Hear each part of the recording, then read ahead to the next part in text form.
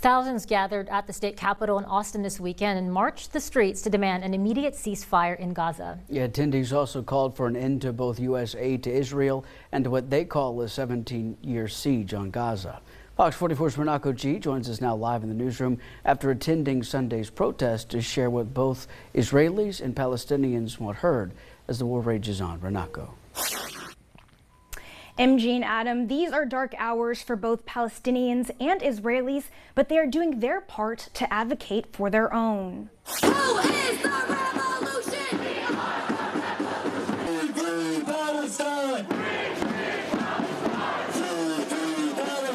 According to the Palestinian Youth Movement and partnering organizers, the Sunday protest was the largest in favor of Palestinians in Texas history. Sunday was a continuation of what we saw in DC a week ago, where we saw hundreds of thousands of people on the streets in DC declaring that this is just the beginning and that they want to escalate until they get what they want, which is a ceasefire. Thousands lined the streets to protest the deadly bombings in Gaza and demand an immediate ceasefire and end to what Nashua Abdul-Wahid calls a 17-year siege.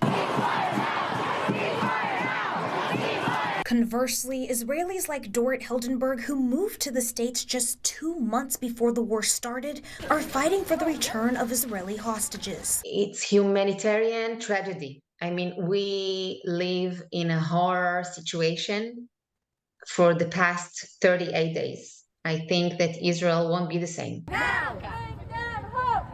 Both Dora and Nashua say their people are suffering through bombings and a loss of security for their homes and communities. This war is different from other wars or operations that were in Israel because a boundary was crossed here, the boundary of inhumanity. I think the human mind and the human heart cannot comprehend this kind of horror. I think the hardest part of all of this has been seeing the way people are treated, the way the Palestinian people have been talked about in order to justify their genocide.